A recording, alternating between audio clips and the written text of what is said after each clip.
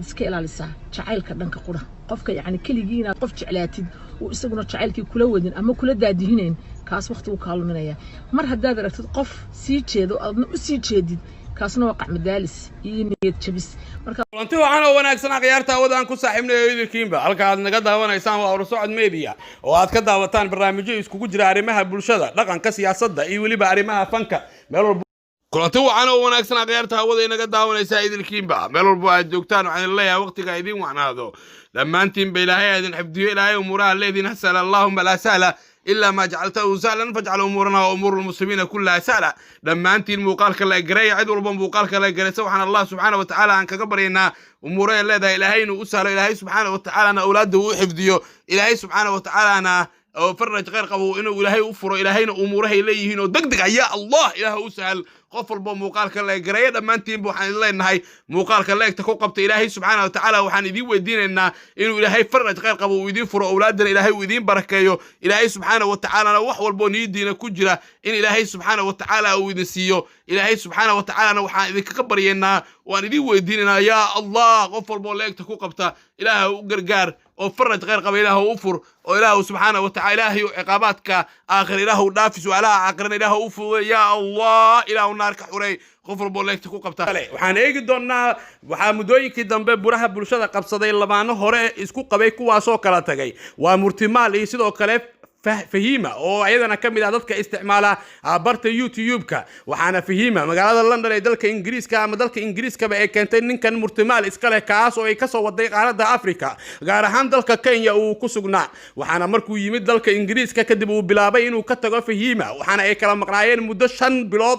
كذب وحد عدين لبضة أي صوّا دا جلان برت يوتيوب كا هيك وشيء جاي إنا يسكسون إنا يسنكرتين لكن واحد يسمينه ين هذا واحد لقوش شيء برانكي تاس عدد ay ka farceliyeen isla markaana ay sheegeen in labadoodaba been ay sheegayaan isla markaana aysan jirin muddo 5 bilood ah oo ay kala maqnaayeen inay ahayd arintaasi baranki waxa si weyn muuqaalkaasi uu qabsaday barta Facebook YouTube-ka iyo baraha kale ee Soomaalida ay ku kulanto waxaana dadka inta badan ay naqdinayeen hadalkaasi oo ay ku sheegayeen inuu yahay hadal been abuura oo ay soo alifeen labadooda ayna ku qarinayaan ceebta iyo jabka ay la kulmeen maadaama fahima laga tagay kadib ayaa waxa dhacday in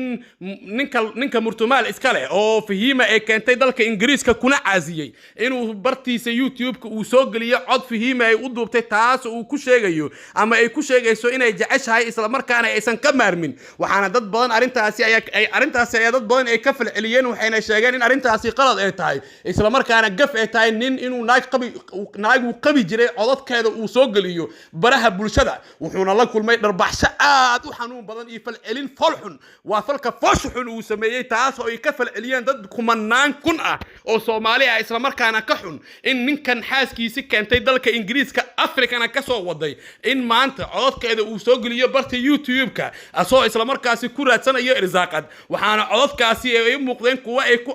kuwa ayada ay ugu sheegayso jaceelka ay u qabto laakiin asiga arintaasi dhag jalaq muusan u siinin welina wuxuu sii wadaa handadaada iyo weliba asoo dhankiisa ballan qaadaya inuu soo gelin doono muuqaalo la yaab leh oo ku aadan xaaskiisii hore ninkan murtimaal iskale waxa sidoo kale uu sheegay ama laga soo xigtay wararka sheegaya in uu soo galin doono muuqaalo cajiib oo la yaab leh kuwaasi uu ka duubay fahimo hadii arintaasi ay dhacdo wuxuu ku muteysan karaa in loo celiyo qaaradda Afrika iyo halkii uu ka yimid ee Kenya waxaana sidoo kale hadii hadda ayada dhankeeda dacwad ay ku furto codadka uu ka soo galiyay uu muteysan karaa in la ciqaabo maadaama wali uusan qaadanin sharciga qaxootiga madaxeedana uu ku joogo dalka Ingiriiska ayada ayaa waxay ku keentay in ninkeeda uu yahay maadaama ay saaxiib ay ahaayeen ayna sheegeen inay isguursadeen laakiin markuu yimid dalka Ingiriiska muusan la sii joogin waqti badan waxaana isla markiiba uu go'aansaday inuu ka tago isla markaana uu ka cararo taas oo dad badan ay dhankooda shaki ay muujiyeen in labadan aysan isqabin laakiin ay ka dhaxeeyo oo kaliya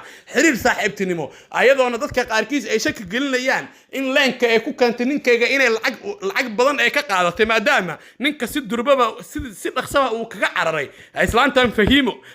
ayaa dhankeeda waxay ku doodaysaa in xiriirka labadooda uu ahaa mid soo jireen isla markaana ay isqabeen waxaana dhowr nin oo la sheegay inay keentay dalka Ingiriiska ay ka carareen lamana yaqaan sababta inay ayada leedahay ama inay yihiin nimanka marka laga keeno Afrika kadib in haweenka ay ku caasiyaan fanaaniin badan ayaa arintan ka hadlay isla markaana ka falceliyo waxa kamid ah fanaanada Farxiyo Kabayare oo sheegtay in ninkan wuxuu sameeyay ay tahay wax ka baxsan insaannimada ayadoona Soomaalida ku dhaleeceysay inaysan siinin dislike muhiimna ay ahayd in la siiyo dislike badan isla durbadiiba waxa uu soo galay asigana barta YouTube-ka asoo sharaf weyn u arkay inay ka soo hadashay fanaanada Farxiyo Kabayare wuxuuna jawaab ka bixiyay hadalkii Farxiyo Kabayare welina wuxuu la soo taagan yahay uu la soo indhacdeynaya in wuxuu sameeyay ay ahayd wax fiican maadaama xaaskiisa codkeeda oo calaacalayso uu soo galiyay barta YouTube-ka dad badan ayaa kala naqday sabsaraabka ama kala naqday saaxiibtinimadiisa YouTube-ka maadaama uu ku dhaqmay dhaqan aan wanaagsanayn oo ah waxa ay sameeyeen ay ahayd waxa lagu sheegay barankii taas oo dad badan ay ka farceliyeen isla markaana ay sheegeen in labadoodaba been ay sheegayaan isla markaana aysan jirin muddo 5 bilood ah oo ay kala maqnaayeen inay ahayd arintaasi baranki waxa si weyn muuqaalkaasi uu qabsaday barta Facebook YouTube-ka iyo baraha kale ee Soomaalida ay ku kulanto waxaana dadka inta badan ay naqdinayeen hadalkaasi oo ay ku sheegayeen inuu yahay hadal been abuur ah oo ay soo alifeen labadooda ayna ku qarinayaan ceebta iyo jabka ay la kulmeen maadaama fahima laga tagay kadib ayaa waxa dhacday in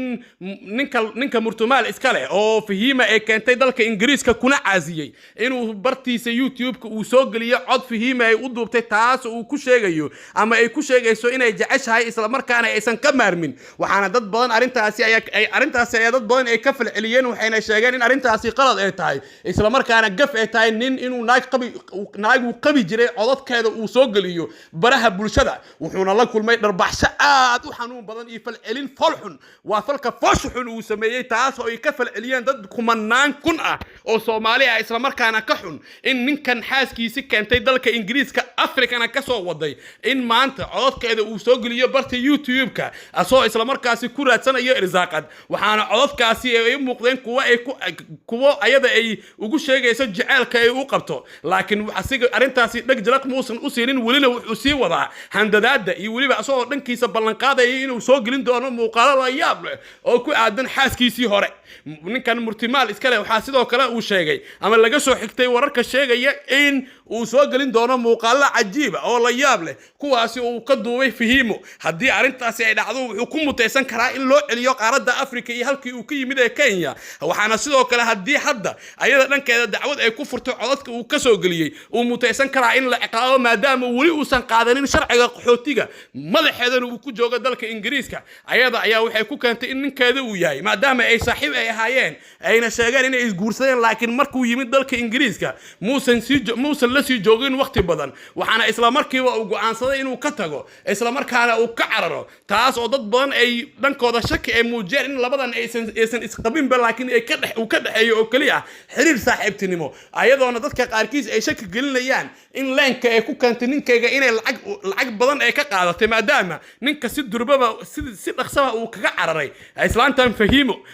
ayaa dhankeeda waxay ku doodaysaa in xiriirka labadooda uu ahaa mid soo jireen isla markaana ay isqabeen waxaana dhowr nin oo la sheegay inay keentay dalka Ingiriiska ay ka carareen lamana yaqaan sababta inay ayada leedahay ama inay yihiin nimanka marka laga keeno Afrika kadib in haweenka ay ku caasiyaan fanaaniin badan ayaa arintan ka hadlay isla markaana ka falceliyo waxa kamid ah fanaanada Farxiyo Kabayare oo sheegtay in ninkan wuxuu sameeyay ay tahay wax ka baxsan insaannimada ayadoona Soomaalida ku dhalay